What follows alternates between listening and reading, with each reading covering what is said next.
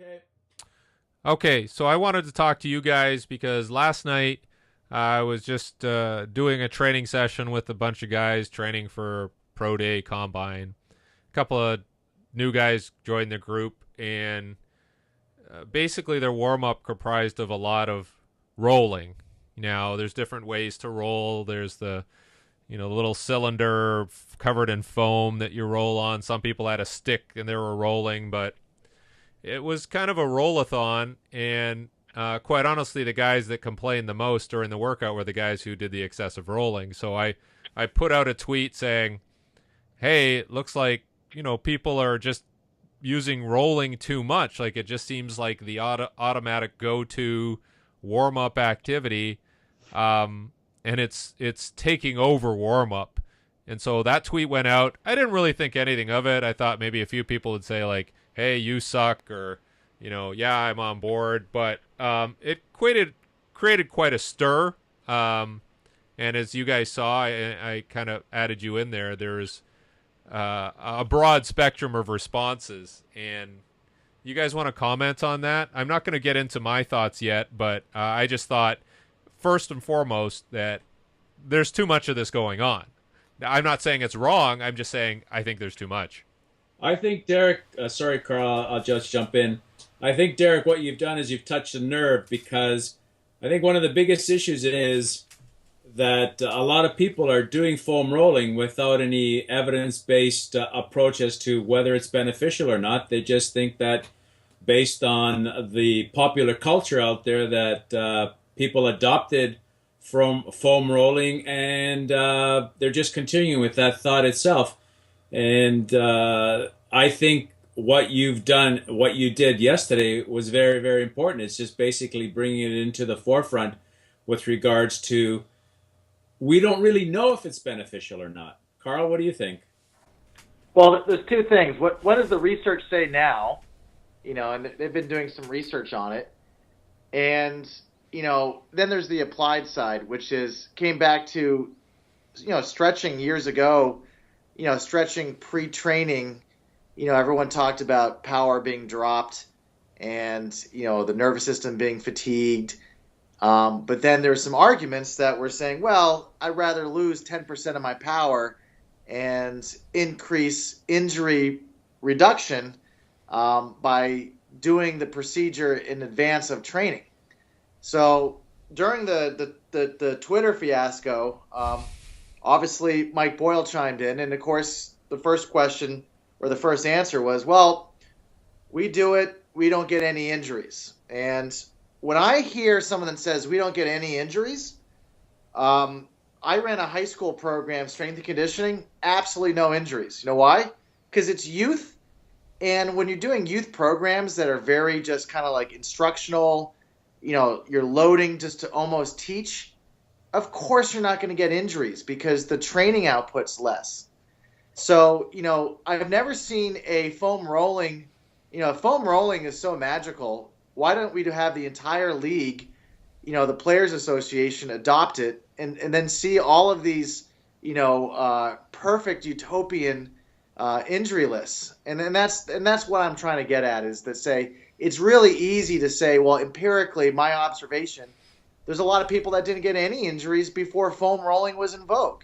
There's a lot of good programs out there. So I think a safe question is, let's just back up and rewind and say, okay, what is foam rolling really?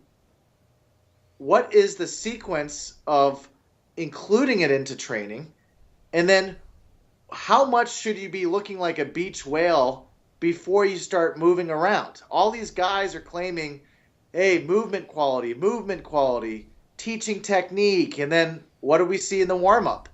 People looking like, beach whales. So Derek, why don't you get into kind of what does a warm-up look like classically, and is that obsolete? Do we even need to warm up at all? I mean, I don't know. Maybe I'm missing something, Derek.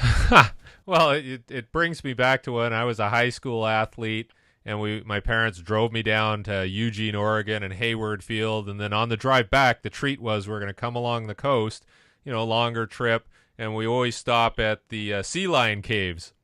and you get to see the sea lions on the rocks, rolling around, and that's exactly what came into my mind when you talked about beached whales. So, sorry, Yeah. that was a diversion there, or a tangent that shouldn't have happened. But,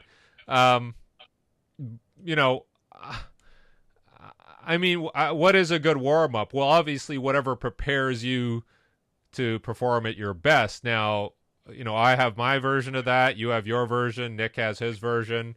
And some of it would include some degree of stretching. And I'm going to come out and say right now is a good portion of my warm up would include static stretching because it's bundled with other activation protocols that, everything balances out. So whatever I lose from static stretching is compensated for by whatever activation technique. But the sum of all the parts is going to make the athlete better for whatever they're going to do, competing wise, training wise. Now, again, I don't disagree that maybe at some point some sort of trigger point work or using a roller can help mitigate some of these stiffness or tightness or just not even feeling good, like, oh, I don't feel ready. Maybe there is a time and place for that, but definitely not to the extent that I'm seeing, where it's the first go-to thing that people, and maybe that's it. Maybe I can grab it. Maybe I can grab a roller. Maybe I can grab, a stick and roll, and maybe they think there's more efficacy because it's very tangible. Whereas if you go through Nick's stretching protocols, I mean, you're just following information, you're following knowledge, and you're implementing yourself without a fancy device as part of it, which I've always joked with Nick about, is he needs a fancy device to really get this thing take off. But I think that's it. Like, I think this tangible, like, I'm rolling, I'm doing something is part of it, and it satisfies a dopamine receptor in their brain that some work is being done. And people say, well, it makes them feel better. Well, when I watch people roll, it doesn't look very pleasurable, but I don't know. Like, my warm up obviously has a lot of movement mixed with lengthening through static stretching. I don't think lengthening is happening with rolling. It's compression. I don't know. Yeah, I agree with you, Derek. Now, first and foremost, you really touched on a very important point. Athletes have the mentality that they need to keep working. They need to keep pushing the envelope. And then basically when they're looking at using the foam roller, it's almost like they're doing something. But that doing something, if in my personal experience and with a lot of the research that I've done, the question I often have, and like you said, with these athletes that were foam rolling, they really didn't look like they were enjoying themselves. Well, if it's causing pain locally, what's it doing globally to the whole body? Are you really actually stimulating the body in a way to prepare itself, or are you putting more tension in the musculoskeletal system? I often think that anytime you cause pain, that's a sympathetic nervous system response, which it puts more tension in the body, and I just don't think that it actually preps the body for activity the way you want it to unfold. Well, Carl, how do you measure a positive sympathetic response versus a negative one? Because obviously you want to activate people and you don't want to bring them down. Yeah, I mean there's about, yeah, it's complicated. When you start talking about it, you really reveal, how much physiology is going on, and that gets into coaching science. The first question is, what people are describing. During the Twitter discussion, one person said, well, eventually becomes a parasympathetic change. Yeah, that was Coach Jackson. Okay, I'm not sure who said it, but does that mean it's post-workout or is it pre-workout? So like for me, I think foam rolling, maybe we do two muscle groups, because if foam rollers aren't going to be the best solution for every single anatomical point in the body. So the sequence, first of all, does foam rolling, we understand it's not the same as, manual therapy. So that becomes, you're trying to have socialized soft tissue therapy by giving everyone submaximal quality foam rolling just to make sure that everyone can do it. But is And it so, submaximal, Carl? Is it submaximal when it causes pain? well, how much pain is it? We didn't use it. Dick Cheney didn't take it out and use it in replacement for waterboarding. I mean, it's not the same. I mean, how I look at it is that there's discomfort, but there's no trauma. No one's ever gone to the ER because of a foam rolling incident, unless they, stepped on it and slipped like a banana peel. I mean, there's just no risk towards it. Now, the question is, if you're in a situation where you feel like you need to foam roll in order to warm up, I'm not saying that you're crippled, but that doesn't sound like you're really rested for something that's high intensity. So the question is are you leaving the workout with a load that is making you better, but not causing the next session to be excessively restricted? Otherwise, you probably did too much. Do you really need to have the body feeling like it's getting it requires a foam rolling procedure just to start walking around and doing, track drills or movement prep stuff? I just don't think I don't think it's a wise idea. Yeah, but the interesting thing about the foam roller is that it does cause compression in the muscle, and it's on the surface, on the skin, but at the same time, the muscle is wedged between the skin, the surface layer, and the bone underneath. Yeah, it's not the same as a contraction. I mean, no, it's not. And it's not coordinated, because how I look at it is the same things that we applied on. And now let's look at there's stretching, right? And there's foam rolling. Now in track and field, you probably have like a full hour if even a college program. You have a lot of time to train, because all that is track and field is mainly training. With team sports, you just have very little time. And when Derek said 75% of the time was lying around, I just don't think that's a really good program. If you're going to spend, if you're stretching your right hamstring group, the other muscles of the body are cooling off and not getting prepared. I agree.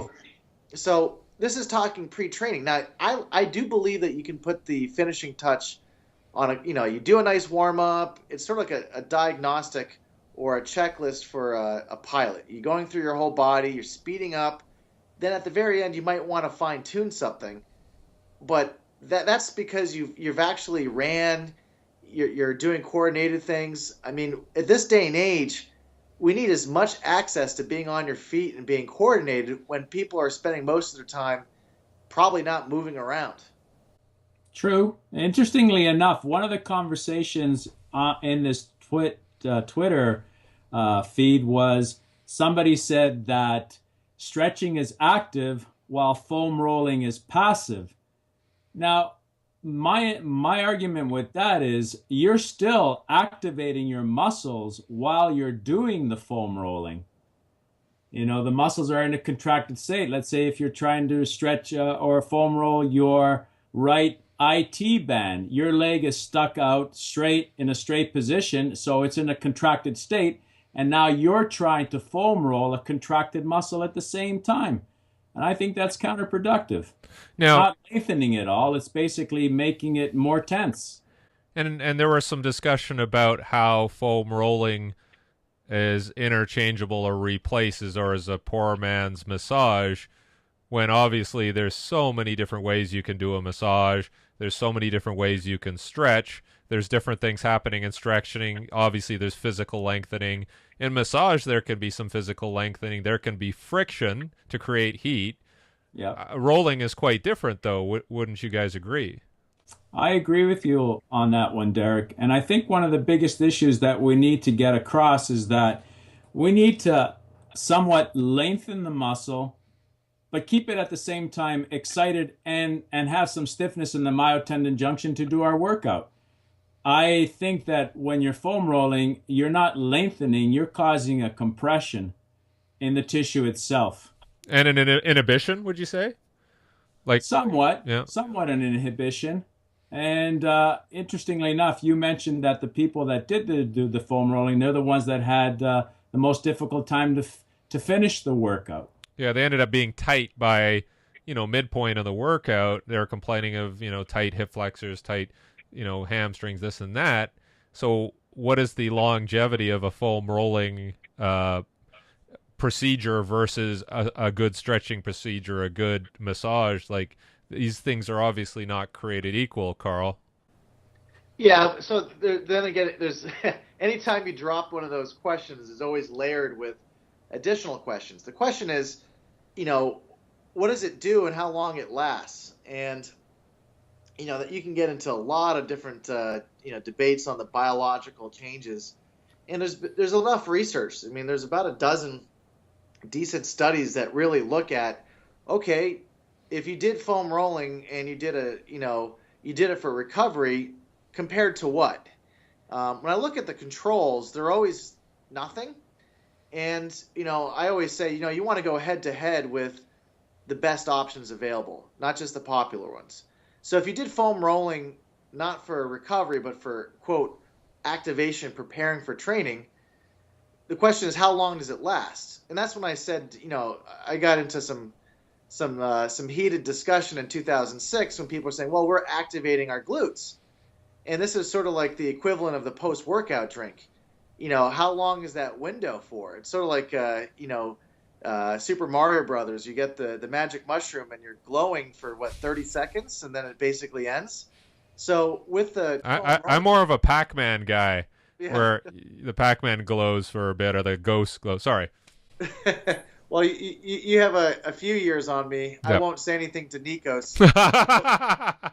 He'll probably mention, he's pinball. It's just going to mention the dinosaurs. What is it? Yeah, the juggling dinosaur eggs. But exactly.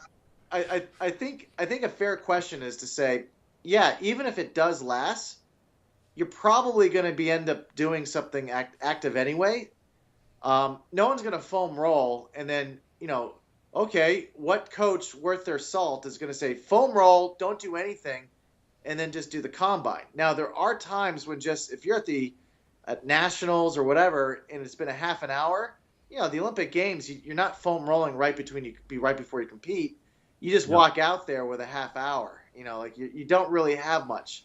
And you're spending most of your time exciting your muscles up, getting them ready, getting them fired. Why do you want to actually traumatize them?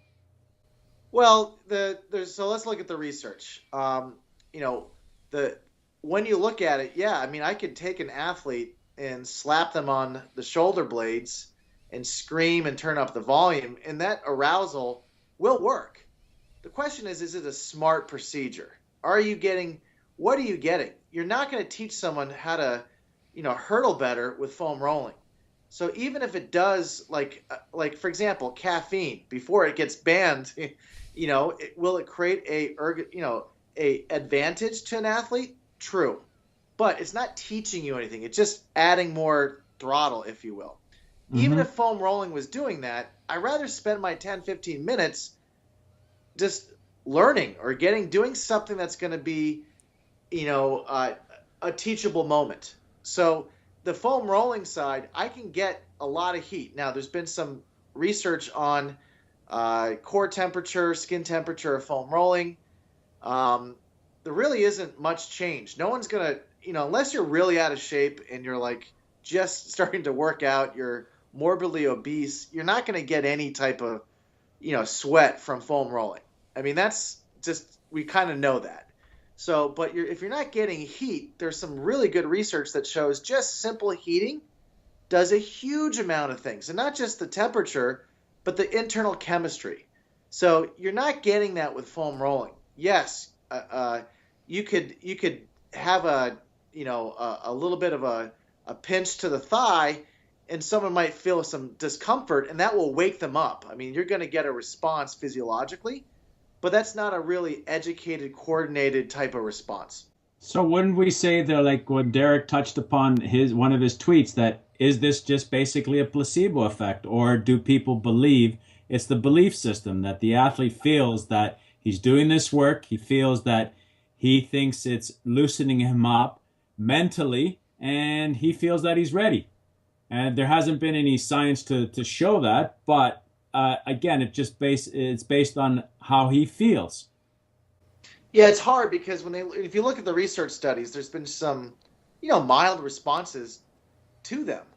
And, yes, something is better than nothing, but I'm not interested in nothing. I usually have alternative options that are, I'm not looking for something to work. I'm looking for the best option to work. And so is it placebo? Well, it's hard because when you're foam rolling, it's hard to create a blind. It's sort of like, acupuncture. How do you create a sham procedure? So I think when you're looking at foam rolling, yes, you feel something there, and I do believe that there are some times where you're getting some favorable changes. I've seen enough of not only the research but some of the internal investigations by my colleagues who are measuring tissue responses. We're looking at tensormyography, elastography. I've even seen some really interesting stuff with some other measurement instruments. But at the end of the day, we're playing a game of poker, and a classic on your feet, thorough warm up always trumps the the beached whales or the sea lions that are trying to get a little tan.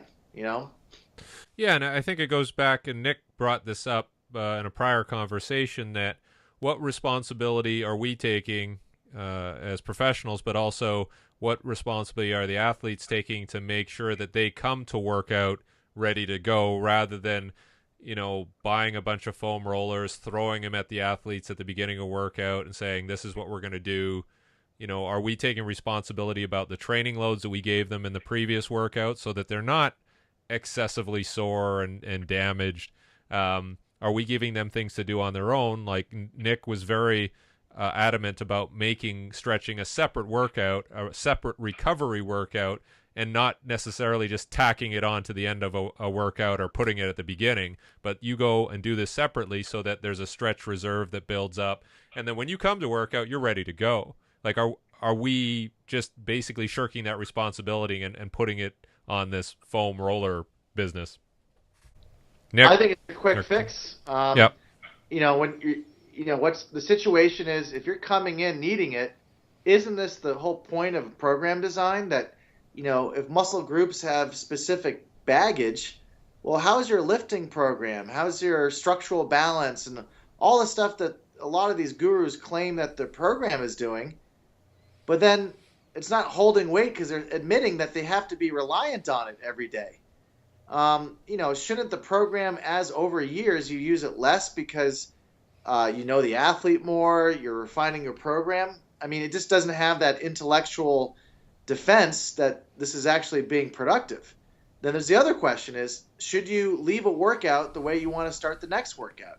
And that's why I choose to do it afterwards. Now, Mike Boyle, I've never heard him say, and he's probably going to hear this or you'll see this on Twitter, is, well, if you do it at the end, guys are tired, I want them to go take a shower. That's fine. I mean, but to say that, okay, injuries are not happening because of this one variable, well, then any program, that with just foam rolling at the beginning should be bulletproof. And that gets back to my original point, is that there's other ingredients in a program that creates injury resilience.